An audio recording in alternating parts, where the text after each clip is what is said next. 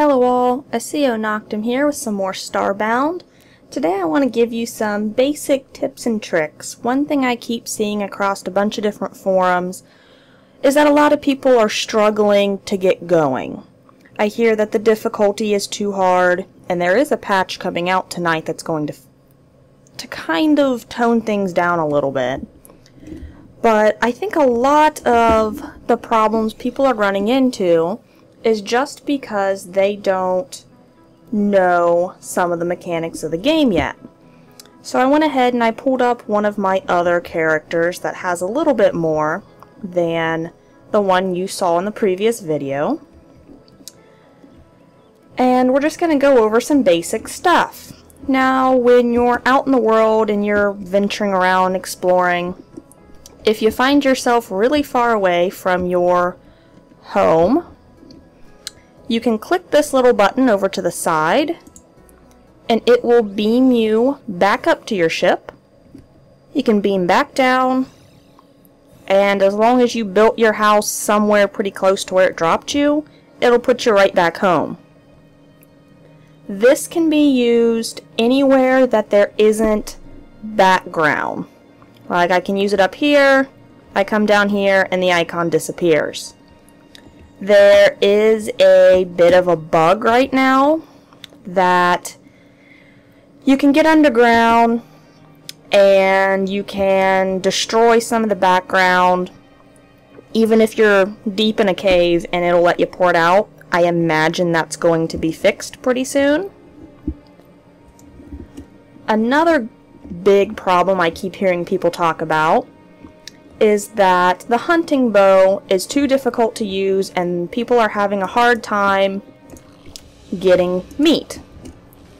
A good tip for this is to weaken the mob with your sword and then finish them off with the bow. There we go. Much easier than bouncing around trying to aim with the bow and taking them down little by little. Because the starting hunter bow, it does feel pretty weak.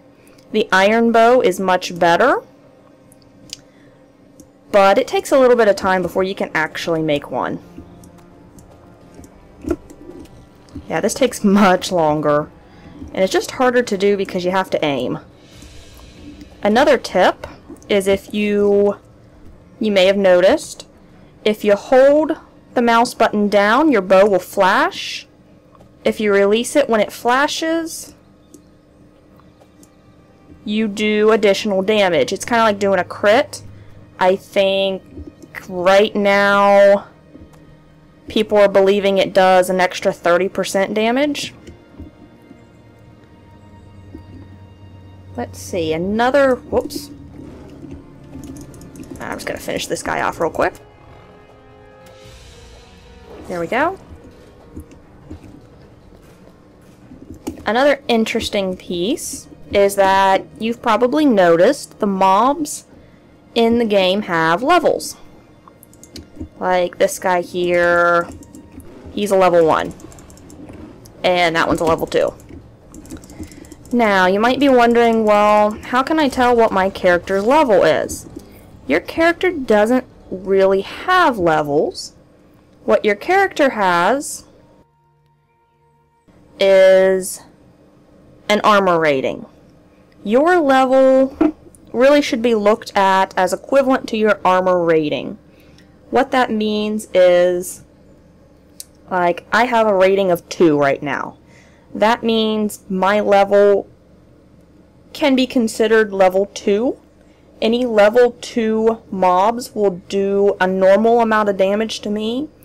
Any mobs level 3 or higher will deal bonus damage. And any mobs that are level 1 will deal less damage. That would be the same as if I had an armor rating of 10. Then I could take on a level 10 mob and have a normal amount of damage done to me, but a level 11 or a 12 will do bonus damage.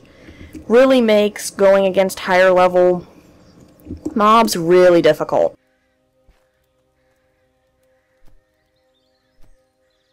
This kind of matches a lot of people's problems with the hunting and the food. I've seen so many people complain that they can't get going because they keep starving to death.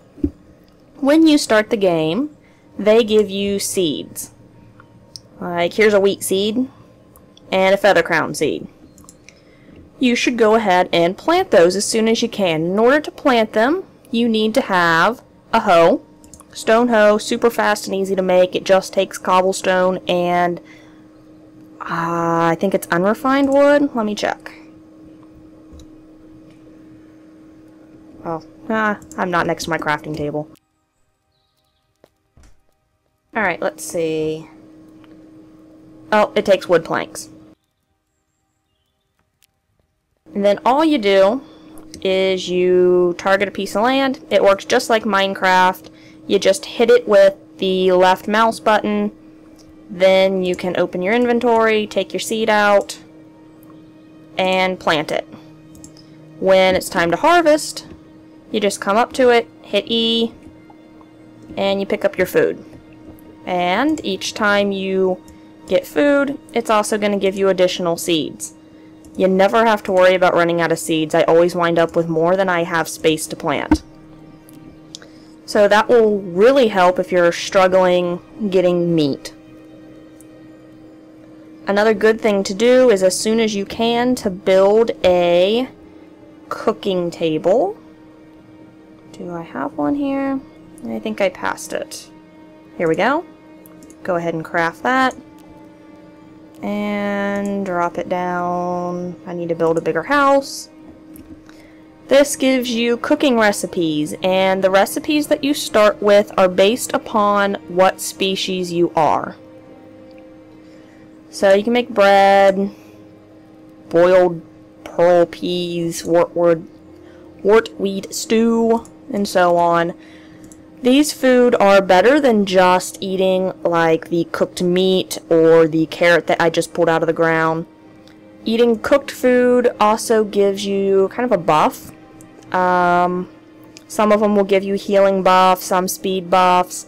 I've not found a way to find out what they're going to do before you eat them. It just seems to be kind of a trial and error kind of thing. Another thing I've seen a lot of people complaining about, and I was guilty of complaining about it yesterday as well, is that your matter manipulator harvests materials way too slowly. That's because you're not meant to use it for very long. As soon as you can, you should make a stone pickaxe and a stone axe. These harvest much faster, and they do a 3x3 square instead of a 2x2. Makes it much faster, and the axe is much faster too. There's some debate regarding trees. Some people are kind of upset that right now there's no way to plant replacement trees if you chop them down. There is a rumor going around that if you leave a tree stump like this, and you do that by aiming higher on the tree, but if you leave a tree stump, that the tree will eventually grow back. I can't confirm that. I've not been keeping track. And I don't know that I've put enough time in the game to actually see a tree grow or not. So that's something to think about. I've just been leaving tree stumps behind just in case they do grow back. Okay, if you're still having a problem with the difficulty, another thing I recommend doing right away is crafting a loom. It's super easy to make. It's just made with unrefined wood. Well, let me double check that. Oh, there's a bird in my house. Guess that's what I get for leaving the door open. Alright, let me double check. I think it's unrefined wood. It's a yarn spinner. Nope, it's wood planks. It takes 100 wood planks, so it takes quite a bit, but that's not too bad to come across when you're first starting, and it's definitely worth making. What the wool spinner lets you do is you can create fabric with plant fibers. You make that, then you come back to your crafting table, and you can craft bandages. If I can find them.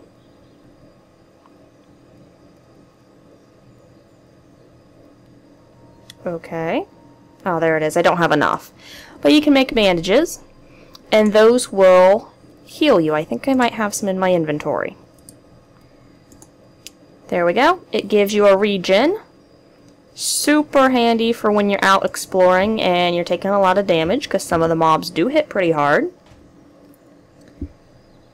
Oh, let's see. What else can I share with you? Ah, when you're building, your default manipulator is a 2x2 square. And as you can see, there are some physics in the game. You can't just have stuff floating around. So you do have to actually connect it to something. If you just use the left mouse button, it drops the 4x4. You can hold shift to reduce it to a 1x1 square. If you, instead of hitting the left mouse button, if you hit the right mouse button, it creates background.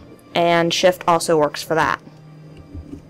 So that is a good way to build your house without using a ton of extra building materials. Another way to heal if you don't have any bandages yet and you don't mind waiting a little while is sleeping in your bed. It slowly regens your health, and I do mean slowly. I assume the better beds like the iron and whatnot heal faster, but I've not made one to try yet. Now, when you're dealing with your inventory, and say you want to throw your buddy some wood, maybe he's out of wood. In order to split your stack, you just right-click, and it splits. In order to throw things, you hit the Q button while it's selected, and it tosses it out, and your buddy can run over and pick it up. Another pretty nifty little trick is, say you're out and you want to scout around some more without actually going through the hassle of digging through walls and stuff. You can hold down the control button and it lets your camera break away from your character and lets you scroll to the sides a little bit more than normal. To come back to your character, you just tap the control again and it recenters your screen.